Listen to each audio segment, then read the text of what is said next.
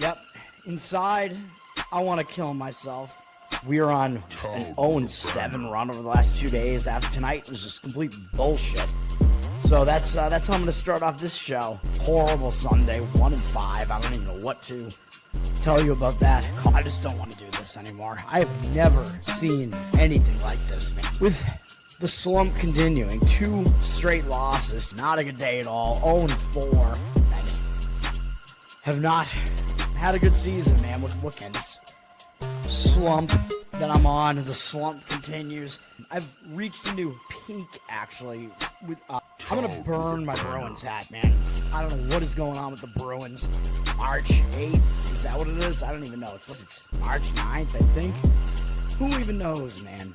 I don't know what day it is anymore. I don't even know what day it is anymore, man. Back with you after the worst day that I could possibly have. Back with you, as I always am. Until I die, at least. 0-2 yesterday, and yesterday did not go well for me. 0-5. The worst month that I've ever had in my 18 years doing this. I don't know what to even tell you about this anymore. Broke the slump yesterday as the slump discontinues. The slump continues. Somebody fucking kill me, please. I don't even know what I should do at this point other than potentially end it all. What's up, everybody? It's Toad back with you. This is Better Off Dead, Saturday, July 5th. Hopefully everybody was safe, but still partied hard yesterday.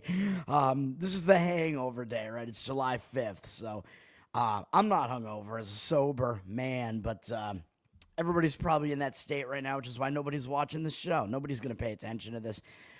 Yesterday felt like Saturday, but today is actually Saturday. And yesterday, unfortunately, we were 1-2 on the show. It started off real nice with a pretty easy win on the Cincinnati Reds. I mean, they were winning at the end of the first 5. They had a big lead. I think they were up 9-4. They wound up winning, I believe, 9-6 or something like that. So that was an easy win. Then it looked like we were going to get the win on Tampa Bay after they were down 1-0. They were losing actually at the end of the first 5, but I gave out a full game play on that. They flipped it around, and they were up 3-1 in the 7th inning, and they blew the lead and then lost on a walk-off in the 9th, losing 4-3.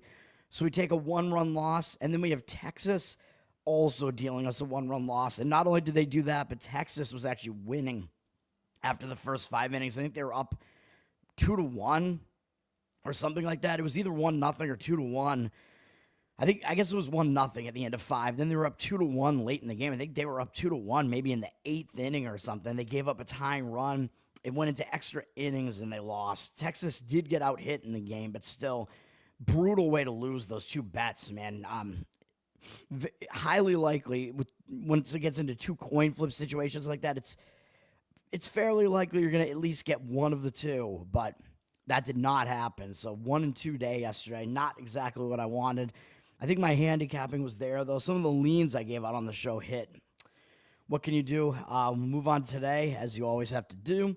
We're going to talk about baseball and WNBA here today. WNBA, there's not a whole lot going on. LA is at Indiana, and Indiana's down from a 7-point favorite to a 5.5-point favorite. I keep thinking Indiana's got to be in like a letdown spot of some kind, because not only did they just come off beating winning the Commissioner's Cup and beating Minnesota, but they came back off of that and they blew out the Vegas Aces. And they're doing this without Caitlin Clark, which is even more crazy. But I don't know, man. So, I mean, it seems like they should be in a huge letdown spot here, right? But I think I would like the idea of fading them more if Caitlin Clark was coming back, which she's still not coming back today. So that's kind of why the line has dropped a little bit again on Indiana, because if she was playing, it would probably be, maybe there'd be like an 8-point favorite, 8.5-point favorite here, something like that. I still think it's a spot where either you got to play LA or pass the game, because, I mean, Indiana, they still have to be in a major letdown spot for 2 really huge wins like that. So that's really the only way I would look at this game, but I think it would be stronger if you were fading them with Caitlin Clark coming back, because I was talking about the reverse injured player spot, where when that star player comes back, it takes them a little while to get back into the rotation. When they come back, the line has to move to account for the fact that they are coming back. So usually it is a fade spot, but I think Indiana is still in a fade spot today as well. I'm not going to give it out as a play, but It is a lean. LA in their last game played at New York. It actually played somewhat tough, I guess, losing by 10. I mean, they're winning the game into the second half. So kind of a situation where I don't exactly want to play on LA here because they were within 5 points in the final few minutes of that game. So they were not out of that game against the Liberty. So they played a pretty tough game as well. So I'll stay away. And I'm not going to give out a play on Golden State at Minnesota either.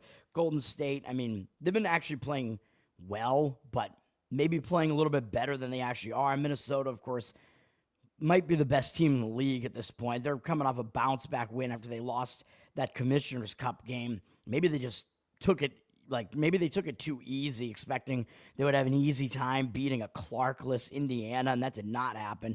They bounced back nicely with a win over Washington, just staying at home. But other than that, I mean, it's really tough to get a read on this game.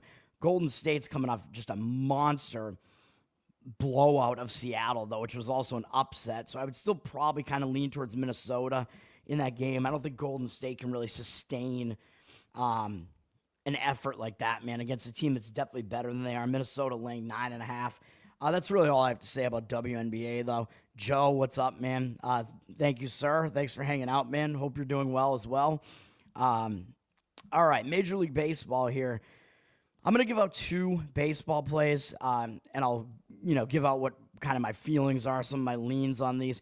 Usually this takes way too long because I go over every single game autistically, so maybe I could somehow do it more quickly, but we will see.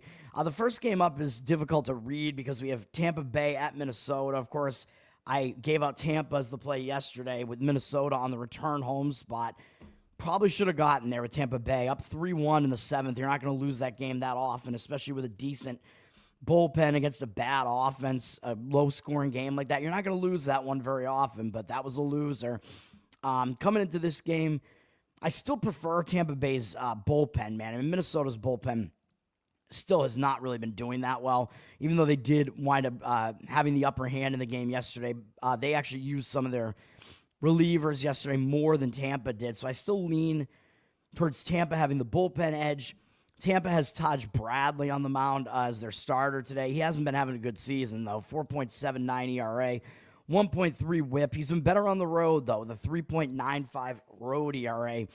In the month of June, we're just walking too many guys, man. 25-11 strikeout walk ratio, 5.72 ERA, although his last couple of starts, he only walked 1 apiece in 3 straight starts, actually, although one of those games he got wrecked by Baltimore, so that game wasn't exactly good, and then he did not bounce back really against Baltimore the next time, and they knocked him around again, so I don't trust Bradley, man, because really his only good start that he's had in the last 4 or 5 starts was against a weak Kansas City lineup, so I just don't want anything to do with him, man. Against Minnesota, he does have good numbers, though, in 72 at-bats. Minnesota, not a very prolific offense. He's held them to a 208 average, 671 OPS, 17-3 strikeout walk ratio. And Minnesota does not have a starter listed here, which if we look at pregame, they don't have it listed either. So we don't know what is going to happen with Minnesota. They're either going to call somebody back up, like it might wind up being like Zebby Matthews. I really don't even know. Or they're going with a bullpen game, and I think that's really not what you want with Minnesota. So if they're going with a bullpen game, I would have to kind of lean to Tampa Bay with at least an actual starter on the mound and probably the better of the 2 bullpens. So it's a slight lean there. Tampa's already dropped from -131 to -122, though. Tampa getting a lot of respect in the market, being a road favorite here. Minnesota, at the very least, is better at home with a winning home record, although Tampa's been good on the road. Tampa has a winning road record as well. So, again, very difficult game to read. Andrew, what's up, man? Did the Angels lose yesterday? Yes, I believe they did, right? The Angels, their bullpen is terrible, man. Yeah, they lost in extra innings, actually, to a very hot Toronto team. I forgot who they were playing, but yes, the Angels lost. Hard RR, what's up, man? A nice BK guy avatar there, sir. Baseball, it's fun to attend in person, man. It was more fun back when I used to be a drinker, but it's fun anyway, man. I mean, you get to hang out with a bunch of crazy drunken fans, basically, especially if you get like cheap seats and you're out in the bleachers, whatever. But yeah, it's fun to attend a game, man. I mean, it's going when there's nice weather out. You know, it's a nice way to spend the day. I like baseball myself, though. It's been like my favorite sport since I was a kid because I just always liked the statistical aspect of it where everything was just like discrete, like, oh, this at bat can only result in a certain number of possible outcomes. I always liked the statistical aspect of it. But yeah, I mean, I have fun at the games, man. I haven't been to a game this year, though. Usually I get out to at least 1 or 2 games a year at this point, but have not done it this year. In Boston, I usually go to Fenway Park at least once. Fenway Park, kid. St. Louis at Chicago. And Chicago, even though they were in a bad spot with no rest yesterday, they still absolutely wrecked St. Louis yesterday, 11-3. St. Louis playing some really bad baseball right now. Miles Mikolas gave up 6 home runs in the game yesterday. Really, really ridiculous. But coming off of that, maybe St. Louis is going to be pissed and want to bounce back. I mean, I thought St. Louis was going to be in a good spot to refocus yesterday, and it didn't happen. But, I mean, there's only so much you can do when you have one of your weaker starters on the mound. Today, they do not have a weaker starter on the mound, which I'll talk about in a second. They have one of their better starters on the mound today.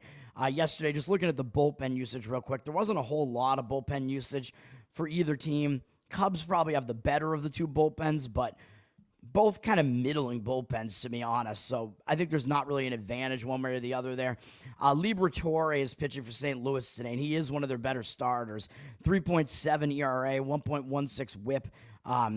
Home road, he's basically the same either way. He's been good recently as well. 20-8 strikeout walk ratio in June. Had a bad-looking 5.14 ERA, but it was really because he got inexplicably shelled by Kansas City. After a bad start against Toronto, after that, he has done well in his last 3 starts, including against the Cubs. Although he did also face the White Sox and Cleveland, and those are not good offenses. But over his last 3 starts, not bad, except for the fact that he did walk 5 guys against Cleveland, which is a little bit concerning. But he did well against the Cubs, and that's a good offense. So he was able to hold them in check. Problem with that is the Cubs now just saw him, so the Cubs are going to be a little bit more familiar with him this time out, so that might help the Cubs' offense a little bit this time out. Although Wnba in general does have good numbers against the Cubs in his history, 47 at-bats, he's held them to a 213 average, 629 OPS, 9-5 strikeout walk ratios, too many walks, but historically he has done well against the Cubs, even though their offense is pretty good.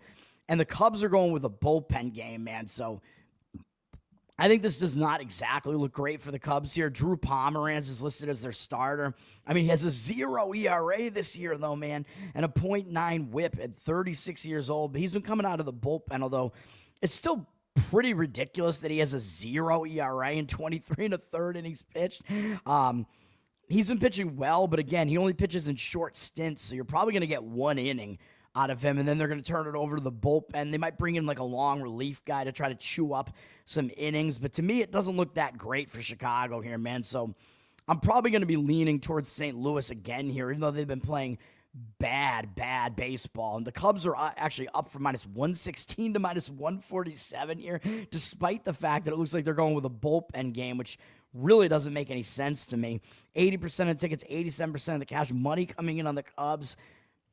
I just can't really see a reason to agree with it, man. I think Wnba is preferable over a Cubs bullpen game, man. I mean, that would be my opinion. It's not going to be a play that I recommend. The total is way up, too. So we must have, like, wind blowing out at Wrigley Field because this is like a Coors Field total here, man. Up from 10.5 to 11. Even though Wnba, pretty good pitcher, that is a high total. 70% of tickets, only 57% of the cash on the over, though. So it looks like some of the money might be coming back on the side of the under there.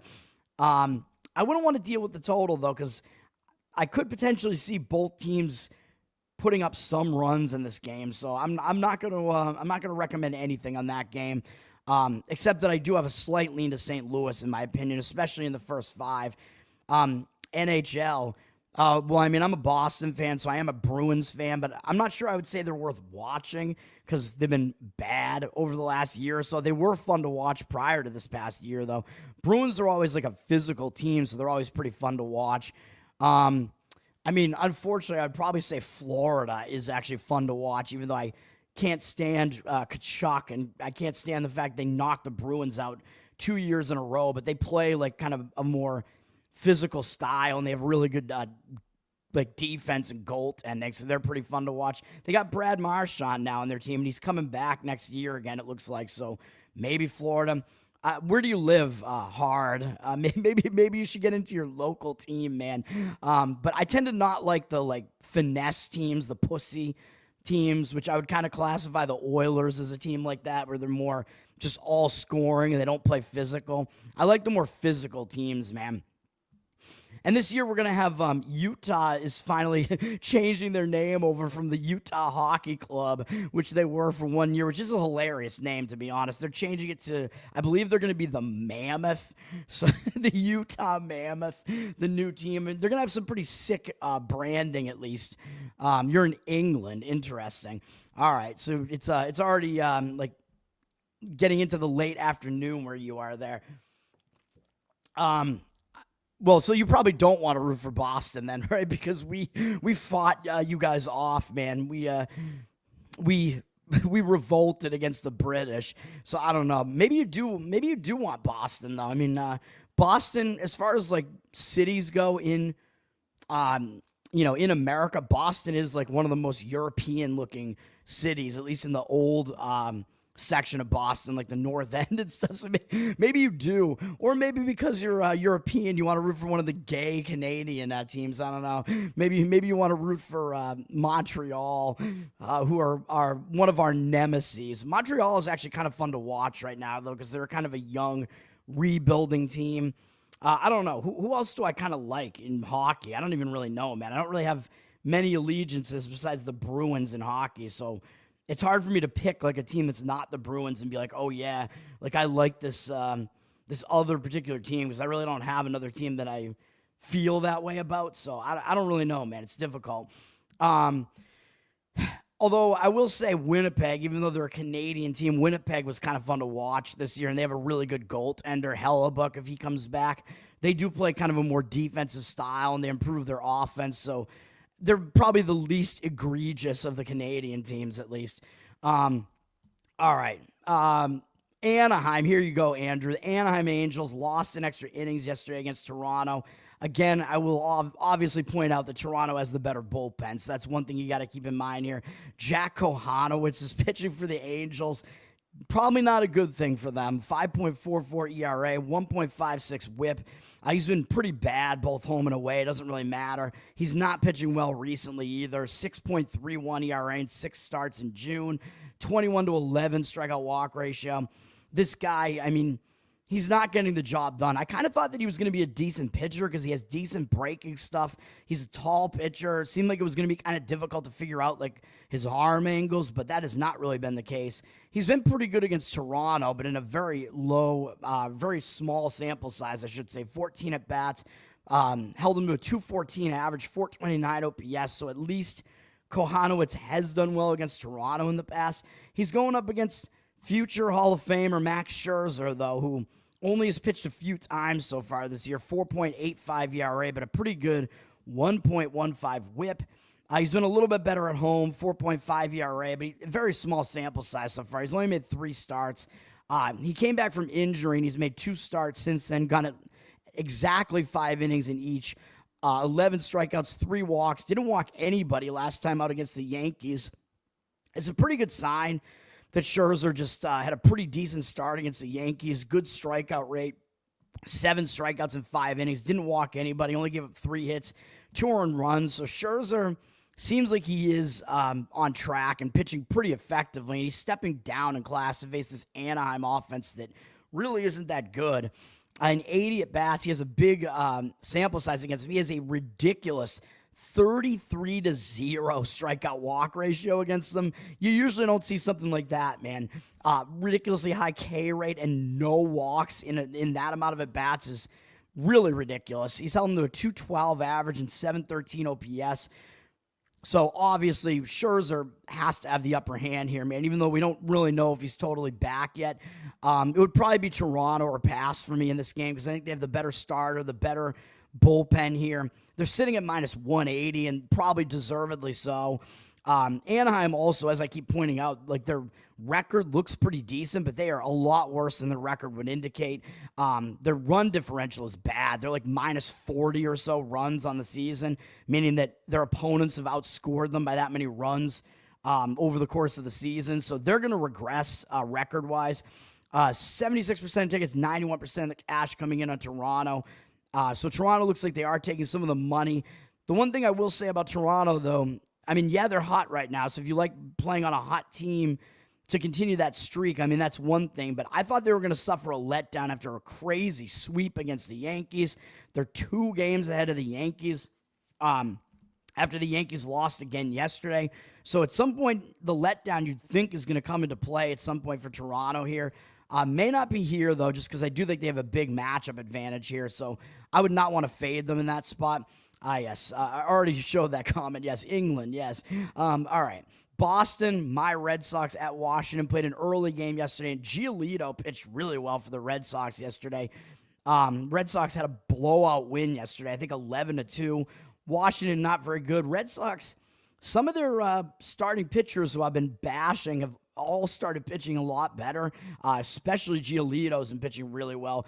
Bayo has at least been pitching a little bit better.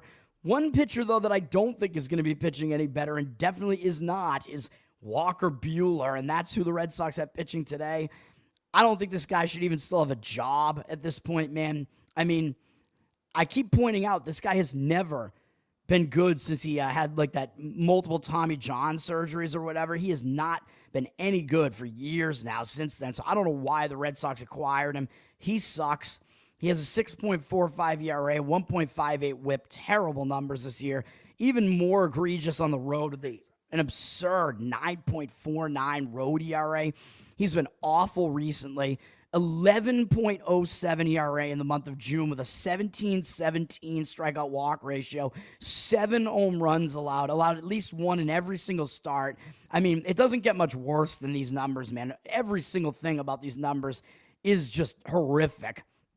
He didn't even go past 4 innings in every start but one. The only start that he won against Tampa in June. Every other start, the Red Sox lost, and he didn't even make it past 4 innings in any of them. Obviously, Buehler not pitching well at all. His numbers against Washington are actually not bad, though. In 31 at-bats, he's held him to a 258 average, 636 OPS, 7-1 strikeout walk ratio. But can we trust Buehler at all with the way that he's pitching right now? Buehler, I would say no, we cannot. He's up against Mitchell Parker, who hasn't been doing that great either. 4.63 ERA, 1.35 whip. He's better at home, though, 3.78 home ERA. He's been better than Buehler recently, at least, with a 4.6 ERA in the month of June, 22-10 strikeout walk ratio. It's still too many walks. Over his last couple of starts, a 4-5 strikeout walk ratio is not good, but his team did win both of those starts. He went at least 5 innings in both of them and allowed exactly 3 runs in each. So Parker is at least kind of pitching more respectably than Buehler is. And the Red Sox have actually never faced him. So when you get a young guy like this that has okay stuff, a lot of times they could fool the opposing hitters early on because the opposing hitters don't know what to expect out of them. So I think you got to lean to Washington in this game or not play the game. I'm not recommending this as a play, but I think that's probably the lean that I would have. Buehler, I mean, I just don't see any reason to like this guy. Although the Red Sox have 53% of the tickets and 62% of the cash. So the money looks like it is coming in on the Red Sox, which is crazy. Washington down from minus 115 to minus 107. If you do like Washington, it's a pretty cheap price on Washington. I just don't know if we can necessarily trust Parker. And you know Washington's bullpen is terrible. So if you do like Washington, maybe you limit it to first 5 innings on the money line there. Might make more sense. The total's pretty high as well, up from 9.5 to 10, which kind of makes sense, expecting both starters to maybe not be that great. And, of course, Washington's bullpen specifically is bad. Red Sox bullpen pretty mediocre. So I could see an over happening in this game as well, even though I know yesterday's game was high scoring as well. 88% of tickets, 84% of the cash on the over. So it looks like the money is kind of disagreeing with the over a little bit.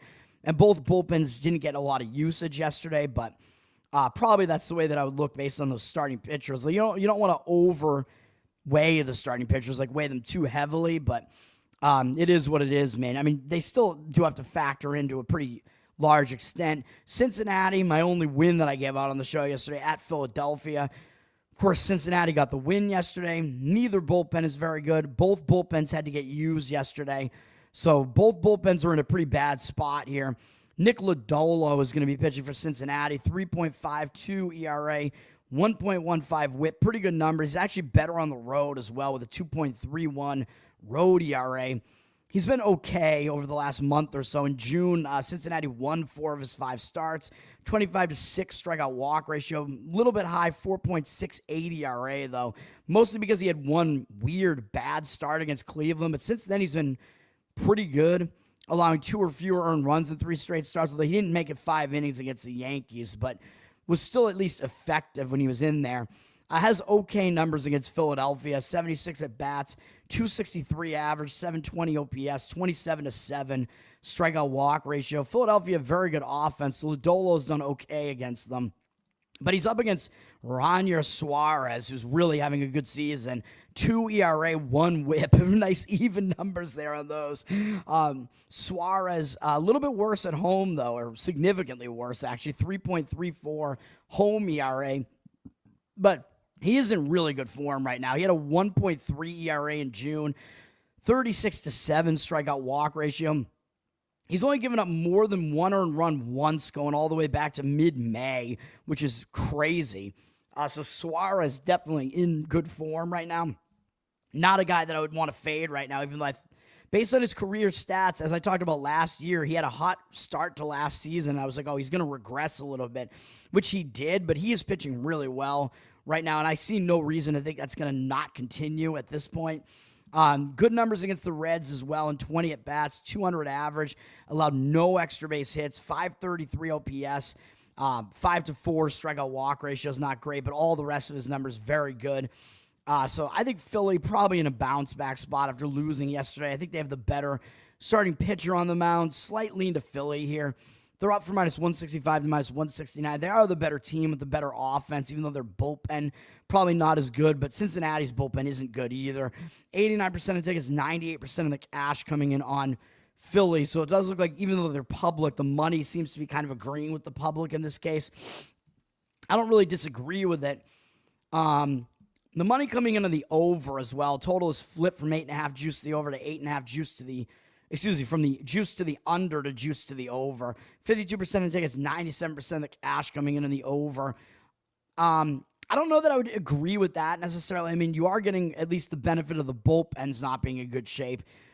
So at least that does help for the over. But Suarez looks like he's probably going to deal in this game. So I would be hesitant to look towards an over in that game for that reason. If you do, you got to go full game because you definitely want to include the bullpens in that one if you do that.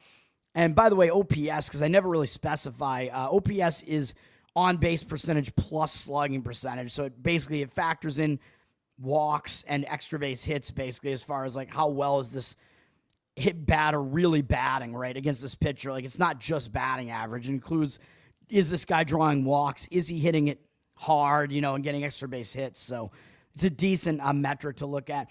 Baltimore at Atlanta. Baltimore actually got the win yesterday with Charlie Morton on the mound, a game I talked about yesterday. Morton still pitching pretty well. Crazy to think about, and pitched well against the team that got rid of him. And maybe Baltimore actually has the upper hand in this game too, even though I really do not like Baltimore's bullpen. Bad bullpen, but Atlanta's bullpen's not terrific, and Atlanta is going with a bullpen game here. So if you do like Baltimore, I mean, I don't necessarily hate a full game play on this. Dean Creamer is pitching for Baltimore, and I like to trash this guy. He's not very good. 4.27 ERA, 1.29 whip. But his numbers are getting better. Yes, he's been worse on the road, significantly worse. So you do have to worry about that. 5.49 road ERA, not good. But his recent pitching has actually been good. In June, last 5 starts, 3.3 ERA, 27-7 strikeout walk ratio. He actually has been pitching well, and he's allowed 1 or fewer earned runs in his last 3 starts.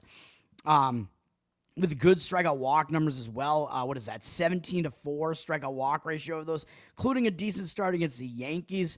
2 starts against Tampa, so maybe he just matches up well against Tampa. But Creamer is pitching a little bit better right now.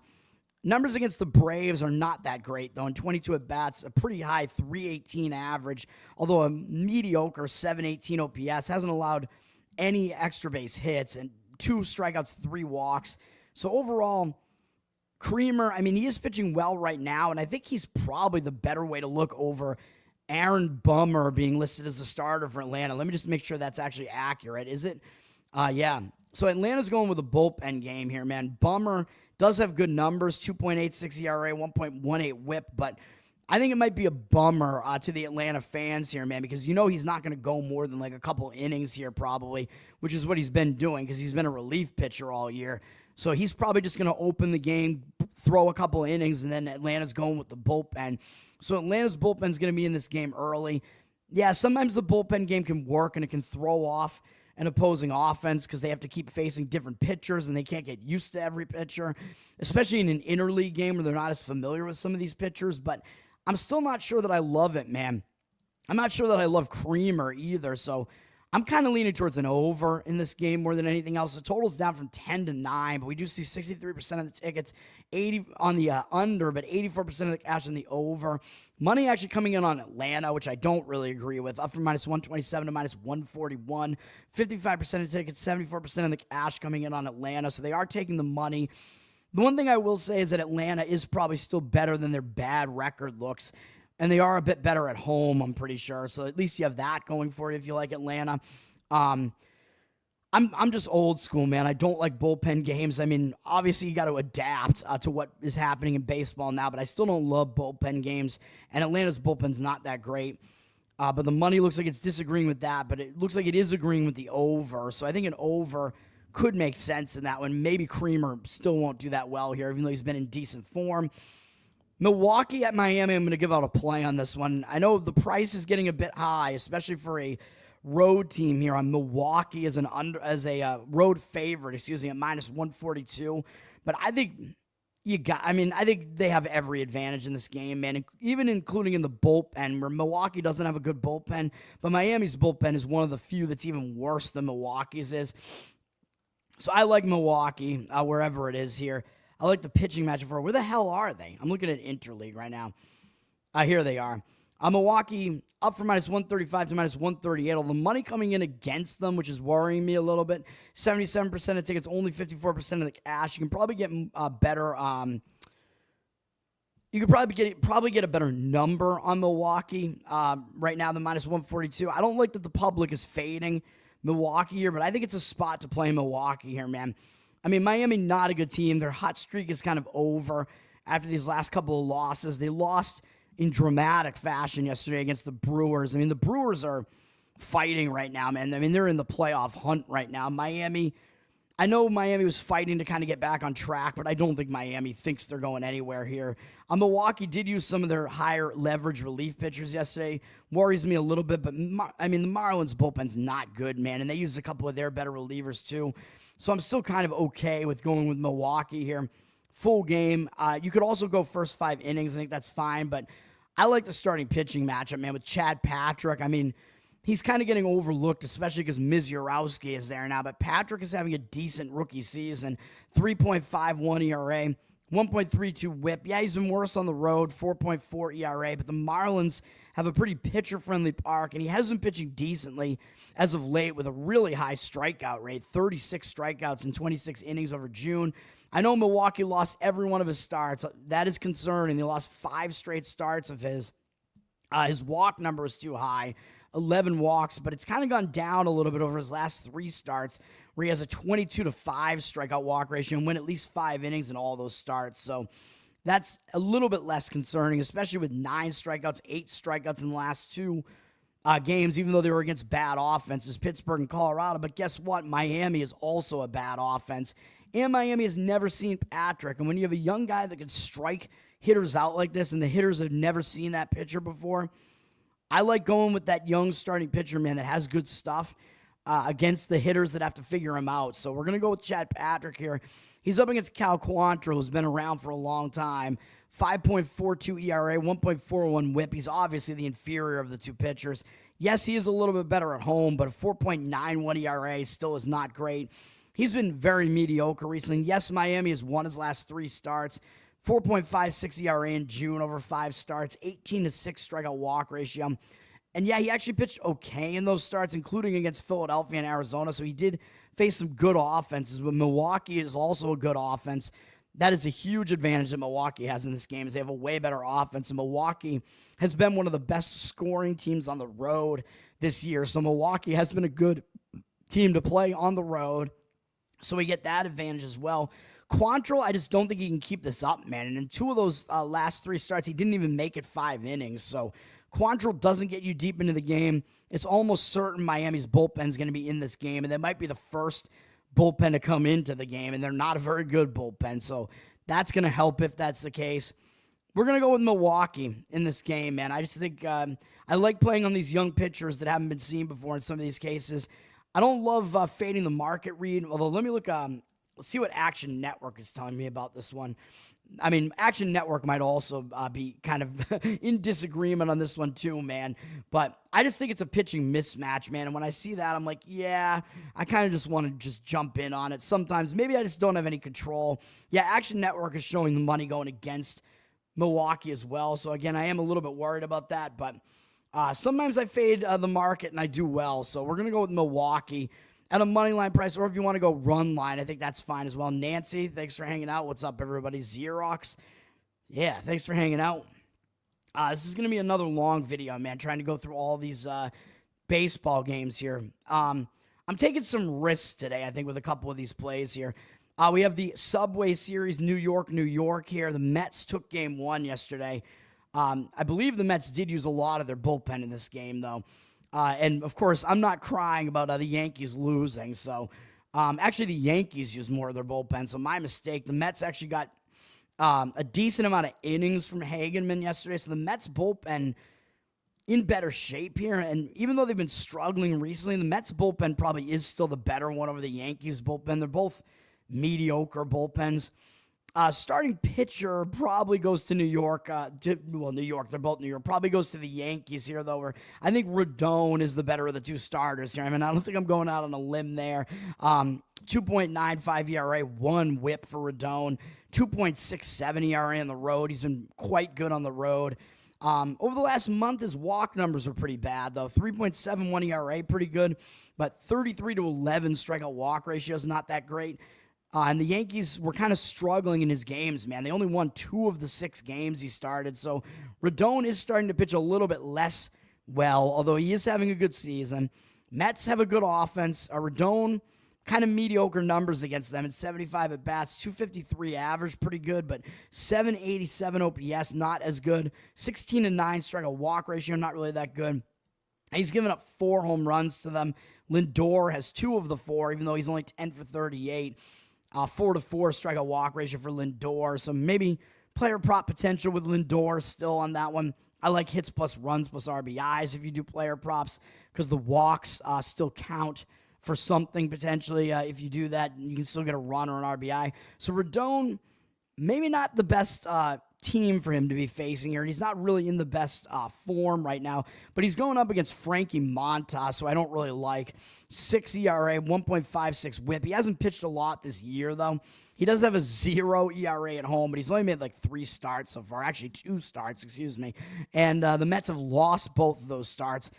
He gave up 0 runs to Atlanta in the first start, but last start he got wrecked by Pittsburgh, which is not a good sign, giving up 6 runs to Pittsburgh, even though he does have a 10-4 strikeout walk ratio.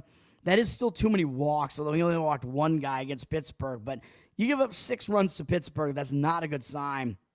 Although Montas somehow actually has good numbers in his career against the Yankees in 42 at-bats. He's on to a 190 average, 696 OPS, 14-6 strikeout walk ratio. I just don't think that Montas is really in good form right now. I actually think neither pitcher is in great form here, so I'm kind of looking over as the way to look at this game.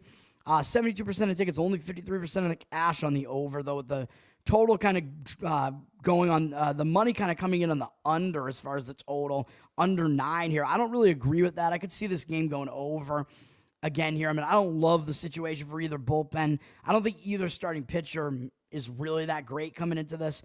The money is also coming in on the Mets, by the way. Yankees, you're always pretty much paying a tax for the Yankees, and they're a road favorite here. I think probably the sentiment is that, well, even though Montas isn't that good, he does match up decently against the Yankees, potentially, it looks like, at least historically. And I think probably the feeling from the professional bettors is just that the Mets are still a pretty good team, man, and they really just shouldn't be an underdog like this at home. 83% of the tickets, only 78% of the cash on the Yankees, who are down from minus 140 to minus 135 on the money line. So it does look like the Mets are a fade the public play in that game. I'm not going to recommend a play on it, though.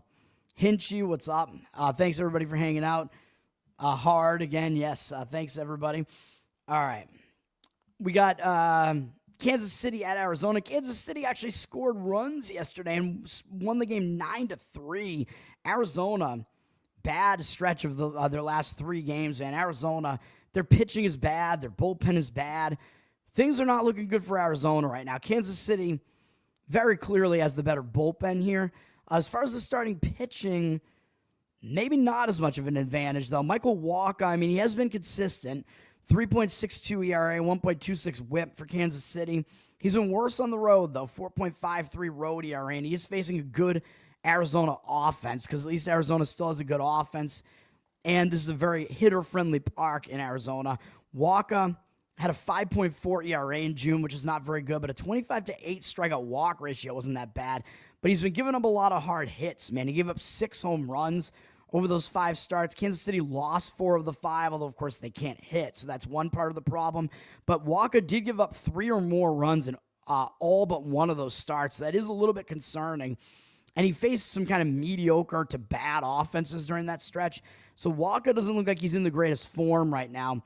And his numbers are not good against Arizona. An 89 at-bats, a 315 average allowed, 838 OPS, 17-4 strikeout walk ratio is pretty good. But Arizona hits him hard, and especially Suarez. Suarez does most of the damage. Player prop potential there for sure. 15 for 36, 3 doubles, 2 home runs, 7 RBIs, 3 walks, 7 strikeouts. Wacha, I just don't think matches up particularly well. Ryan Nelson is pitching for Arizona, and I keep bashing this guy, but he's pitching well, so I don't know what to do with this guy. 3.61 ERA, 1.02 whip. He's actually pitching well. He's been better at home, too, with a 2.33 ERA, so he has the advantage of the splits here. Over the last month, 3.91 ERA. Arizona won his last 4 starts.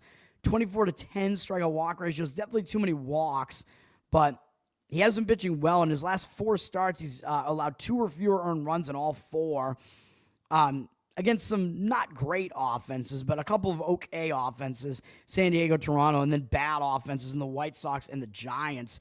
But he is pitching well, and of course the Royals are a bad offense, but Nelson's numbers against the Royals in his history are really bad. In 32 at-bats, he's allowed a 438 average to them and 986 OPS. So if you're a guy like me who is expecting Ryan Nelson to have some sort of regression at some point based on his career numbers, maybe it's going to happen here, but he is still young, 27, so it is still possible that Nelson is just becoming a better pitcher. I find that to be a little bit unlikely with Arizona, though, because it seems like Arizona is basically where pitchers are going to die right now, so I don't know, but his numbers are really bad against the Royals, even though the Royals are a bad offense, so I'm probably looking over in this game as well. We have 79% of tickets and cash on the over. Total up a little bit from 8.5 to 9. Probably the way that I would look. And Arizona is taking some of the money. I don't really disagree with that just because Nelson is in better current form than Wacha is. And I think you do have to weigh that somewhat significantly. 71% of tickets, 89% of the cash on Arizona. Sitting at minus 135 as a favorite there. Stacks, what's up? So those are my thoughts on that Arizona game. Detroit is at Cleveland.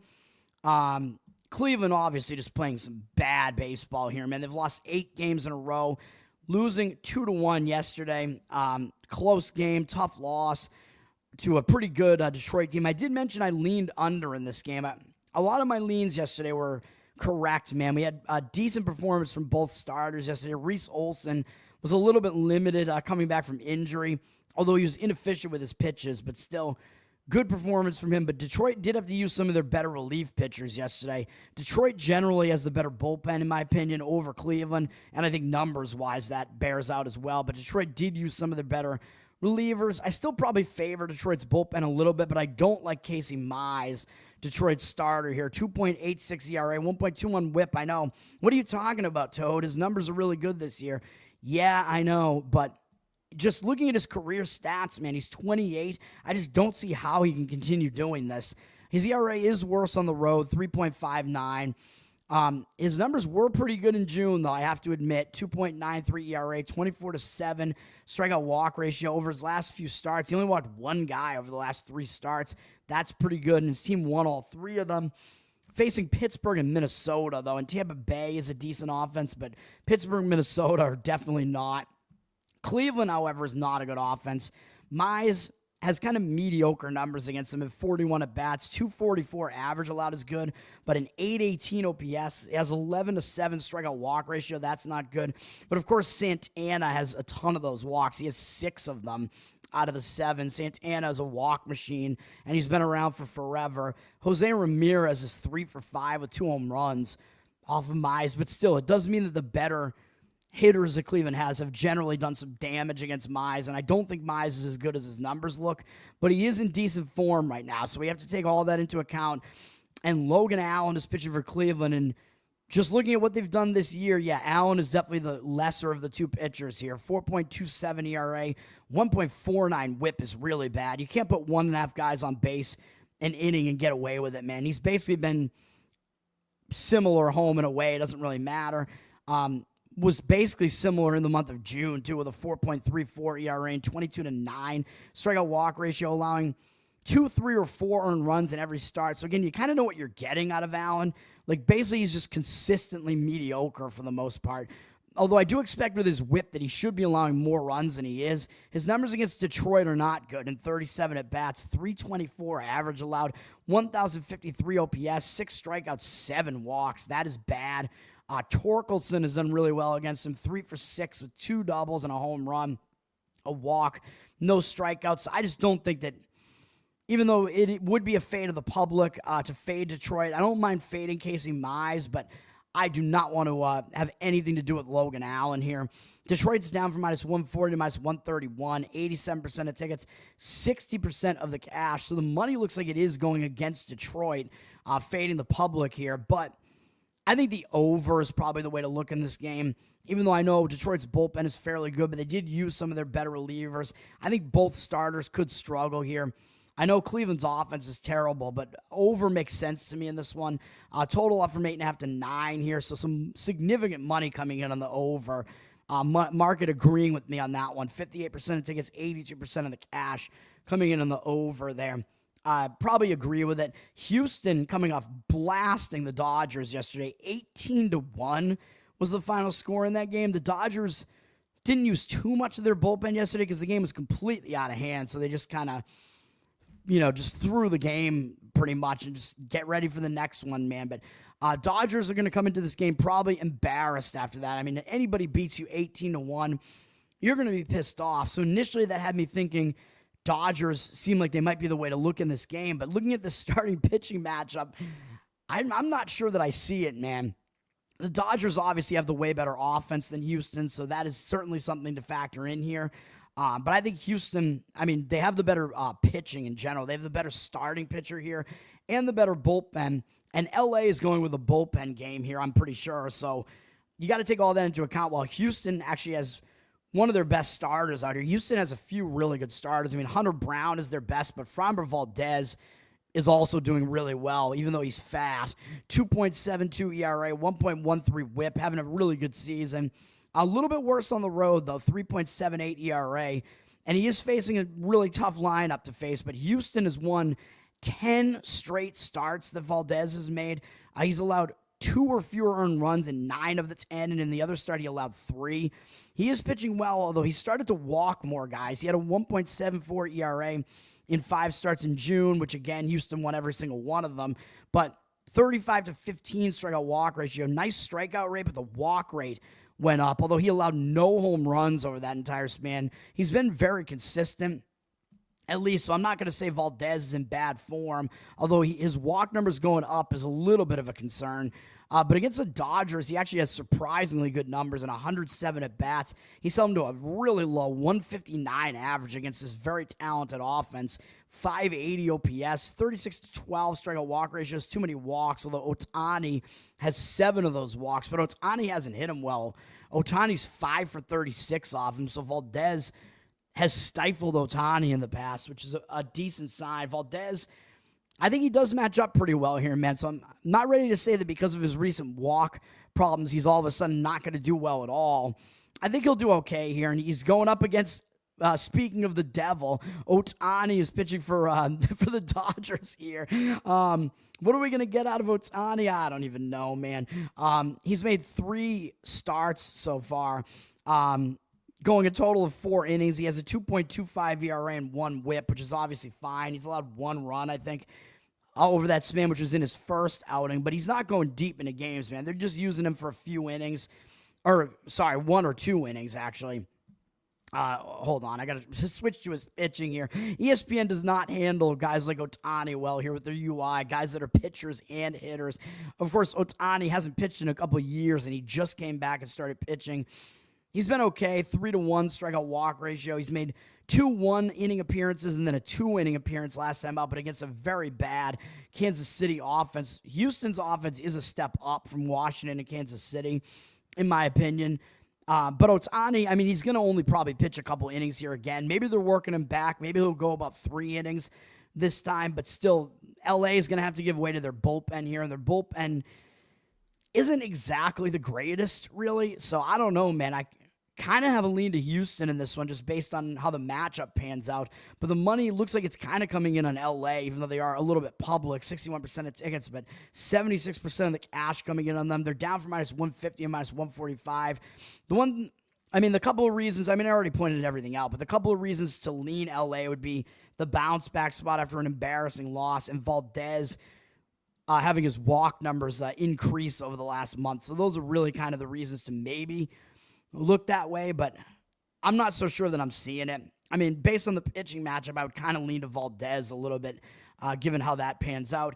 The battle of the worst here with the White Sox and Colorado, and the White Sox, I believe, won 3-2 yesterday.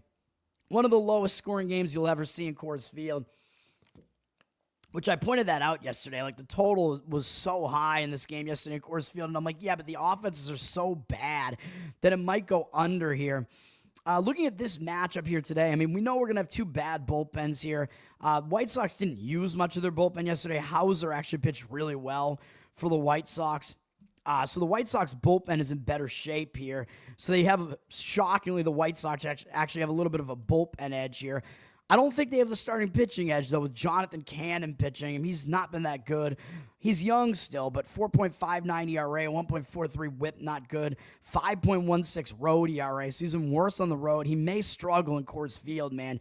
And he's only gone 3 innings in his last 2 starts. Hasn't been very good. Those were his only 2 starts in June. I think he was actually injured or something between the 2, or maybe they sent him to AAA.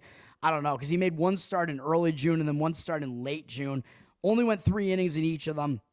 Had a 9-6 strikeout walk ratio and a 9 ERA over that span. He wasn't very good in his last couple of May starts either. So Cannon not in good form right now, man.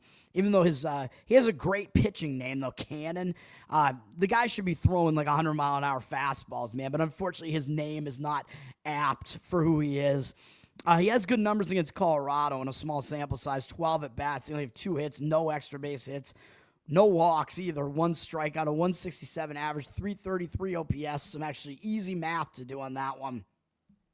But I don't know if we could trust Cannon. He's up against German Marquez, who actually, surprisingly, he pitches better in Coors Field, and he actually has been pitching better recently, too. As far as Colorado's starters go, he is not the worst at this point. He was really bad early in the season. His season numbers are awful. 5.62 ERA, 1.6 whip, but he has an easier-to-stomach 4.32 home ERA. And again, he actually had a 2.97 ERA and a 29-8 strikeout walk ratio in 6 starts in June.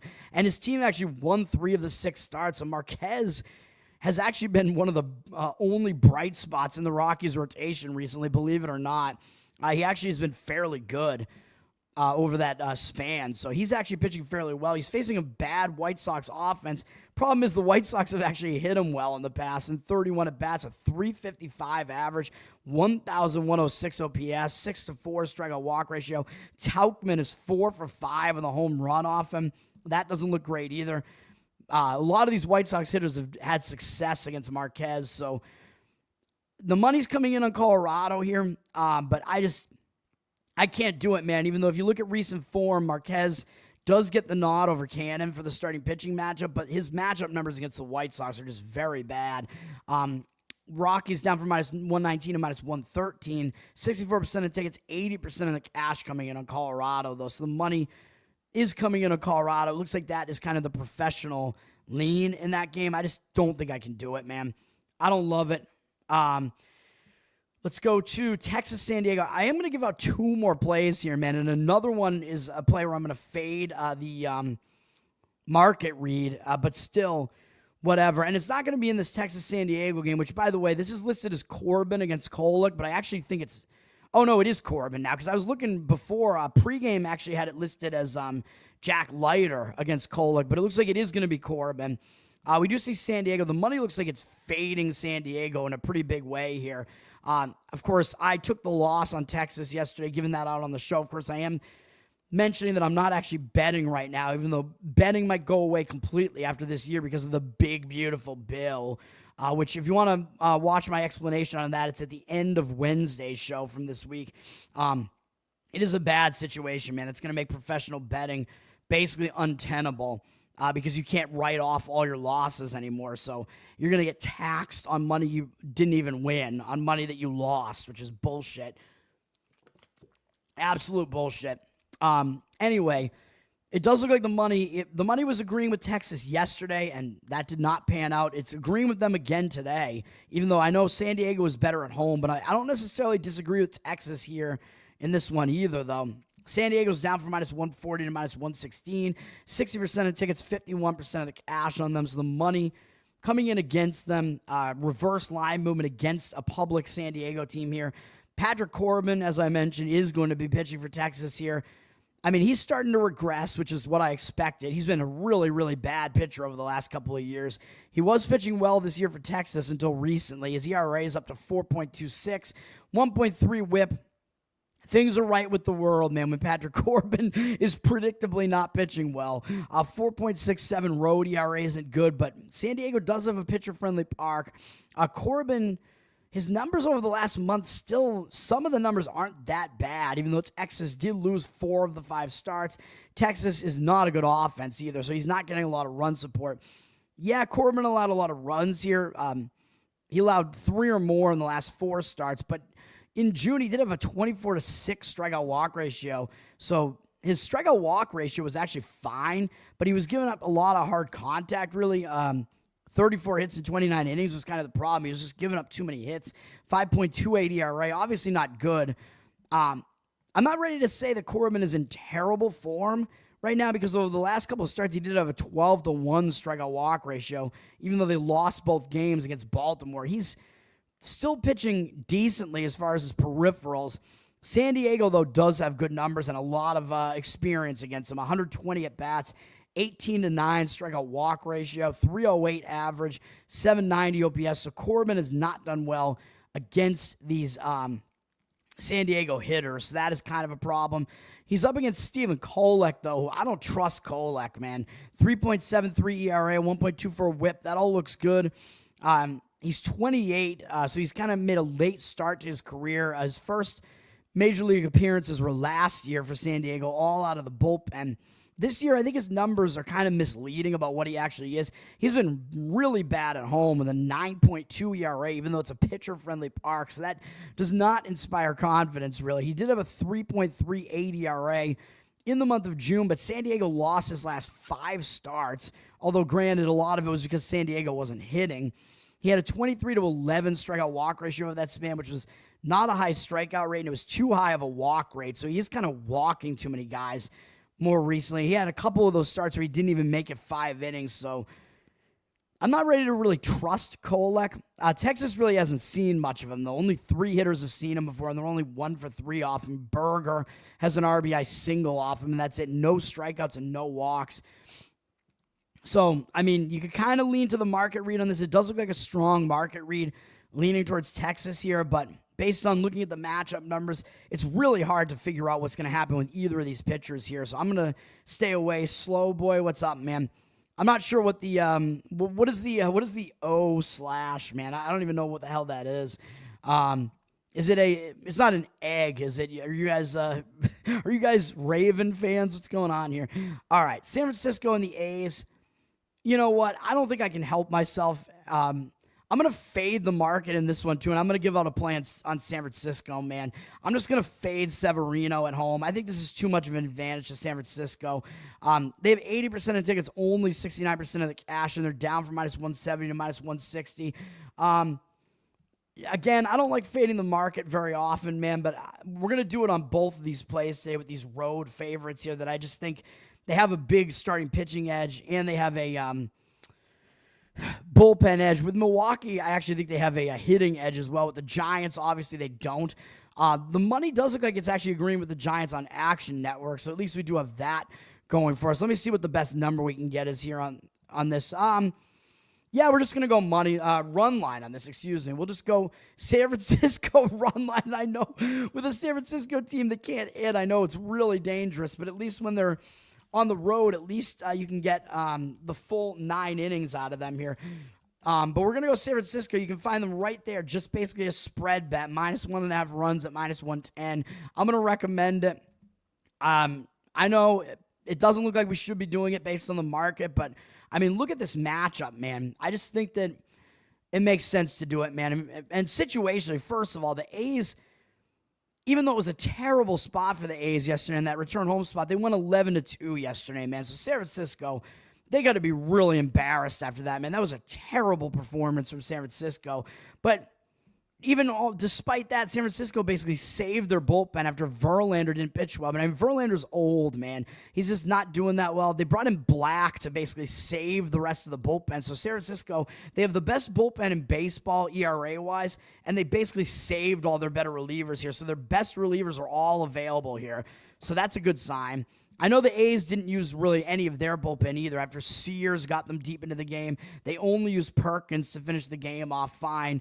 But he's one of their better relievers, actually, and the A's bullpen is terrible. The A's have one of the worst bullpens, if not the worst, in all of baseball. So we have a huge bullpen disparity in favor of the Giants here. So we have the Giants being pissed off, coming off a really embarrassing loss. We have the Giants with the better bullpen, and I think you have to say the Giants have the way better starting pitcher here with Logan Webb. I mean, he is their best pitcher. 2.61 ERA, 1.14 whip. I like him, man. He's an old-school pitcher. He's a grinder. I know we do have to worry about his splits here. 3.81 road ERA is not that good. I know I lost last time I recommended a play on him. His last outing, actually. He didn't pitch bad in his last outing. He got no run support again against Arizona. But, I mean, yeah, I mean, that's the issue. San Francisco, you're going to have to get some runs, but I think there is reason to expect San Francisco to actually hit in this game, which I'll talk about once we talk about Severino. But Webb has been pitching really well, man. In June, even though his team wasn't backing him with any runs, they only won 3 of his 6 starts. He had a 43-7 strikeout walk ratio in June. Really, really good. He went at least 6 innings in every single start. He went 7 or more in half of them, 2.23 ERA. Webb is pitching well, man. He allowed 2 or fewer earned runs in all but that start at Arizona, which is not a pitcher-friendly ballpark.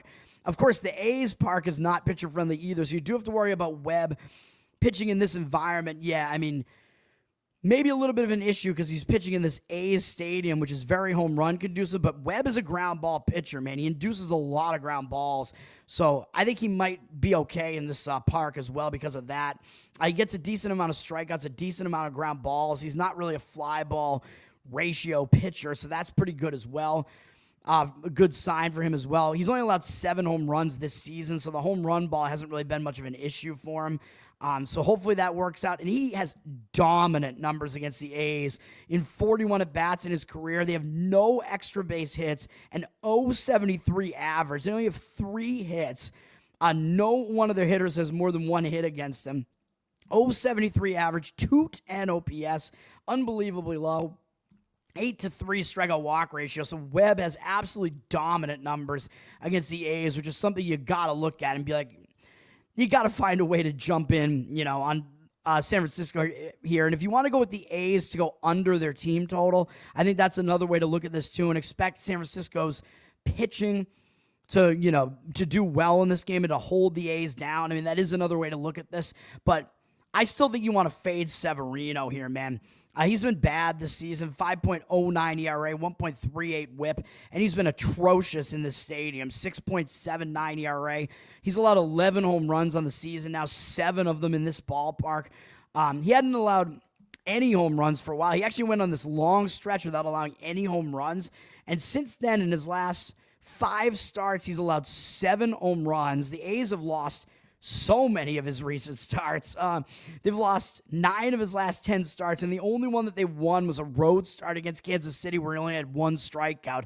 Severino is not pitching well, man. He had a 7.71 ERA in June, 17-12 strikeout walk ratio, really bad, a low strikeout rate, a high walk rate, allowed a ton of hits too, 44 and 32 and 2/3 innings, plus 7 of them being home runs. Severino is in really bad form right now.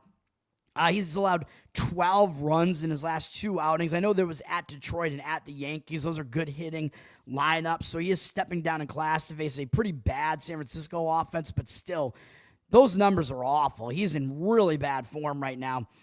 Giving up 12 runs over those last 8 2/3 there and 4 home runs, 4 walks to 5 strikeouts. Severino is definitely fade material at home, man, and I've done that multiple times this year, and I think it's been pretty successful fading him at home. He does have good numbers against the Giants, which is the only thing that worries me a little bit. In 87 at-bats, 21-7 strikeout walk ratio. Still too many walks, though. 161 average, 450 OPS, so it's not the dominance that we see out of Webb, though. So even though the money looks like it's coming in thinking, oh, this is going to be a close game, the A's do have the better offense. It looks like the money's kind of coming in that way. I'm not going to agree with it, man. I'm going to go with the San Francisco Giants in this one to bounce back. I think that is worth making a play on there. Charles, what's up, man? Thanks for hanging out. And hopefully, again, fading the market hopefully does not hurt us here. Right now, if you factor in all that I've done this year, we're still right around the break-even point. I've kind of been treading water over the last couple of weeks, even though I had a couple of hot days since I started the Instagram. And to finish this off, I'm going to give you a total, because why not? And, of course, it's an under. We're going to go under in Pittsburgh, Seattle. Under the 7.5. 7 is a key number, man. So, I mean, under 7 you could still do, but I would probably go up to about -120 to get it under 7.5, as I usually point out. That half run matters as well. 7 is a key number in baseball because it breaks the 3-3 tie. I mean, obviously part of this handicap is Pittsburgh's offense isn't very good. Seattle's offense is okay, but I still think that the under makes sense in this one. I like the pitching matchup for it as well. Yesterday's game also went under, and Woo pitched really well yesterday for the Mariners. What else is new? Neither bullpen really got taxed at all yesterday, so we're getting rested bullpens coming into this game. I know the Pirates' bullpen isn't good, so that is a concern. Mariners' bullpen is fairly good against a weak Pirates offense, but I still think because the bullpens are rested, we get the ability for both teams to bring in some of their best relievers in this game. I think that helps out the under. Burrows is pitching for Pittsburgh. Numbers don't look great, 4.15 ERA, 1.3 whip, but I actually like Burrows. His home road splits are pretty insignificant, but Burrows, the one thing you have to worry about is he's not getting that deep into games, but the thing is, he was starting for a bit, and then he had a couple of bad starts. Had a bad start against Texas, really. It was his one bad start, and then they sent him to the bullpen. He came in relief of Paul Skeens. Then they put him back in the starting rotation after that, and he did okay against the Mets, even though he didn't last. He only went 4 1/3 innings, and he didn't throw that many pitches. But I think it was maybe they're keeping him on a pitch count. He's a young guy, so they're kind of keeping him rested. But he only gave up 1 run against the Mets, 5 strikeouts, 1 walk. So he actually pitched well. I actually gave out a play on Pittsburgh in that game, and it worked out pretty well. So Burrows, I mean, he is pitching well. Over the month of June, 2.73 ERA, 30-6 strikeout walk ratio. He's having a good season so far, man. This being basically his rookie season because he only made 1 appearance last year. He's a young pitcher that has good stuff, and guess what? Seattle has never seen him before. So, again, when you have a young pitcher that has good stuff, I think they have the edge early on against the opposing offense that has to kind of figure the guy out. And a guy with good strikeout stuff like Burrows. So I like this, man. I think Burrows kind of flying under the radar right now. This is a pitcher-friendly park as well, which helps us out. You could go first 5 innings in this game, too, if you really want to exclude Pittsburgh's bullpen. But you're probably having to go under 3.5 in the first 5 innings. And you know I don't love doing that. The 3.5 is a little bit of an iffy number there. So I kind of prefer the full game on this one, getting it under that key number. And on the other side of the matchup, I like Luis Castillo in this matchup as well. 3.55 ERA, 1.29 whip is a little bit higher than I'd like to see. But Castillo's been really good at home. 2.6 ERA at home, as a lot of Seattle starters are a lot better at home. He's been fine this month. I mean, he's been pretty consistent. 3.97 ERA, 29 to 11 strikeout walk ratio. Yeah, it's too many walks, but he's pretty much limited the damage. He's allowed 3 or fewer earned runs in all but 2 of those starts, allowing 4 and 5 in the other 2. And in those starts, I mean, those were both on the road as well, so I'm a little bit less concerned about that.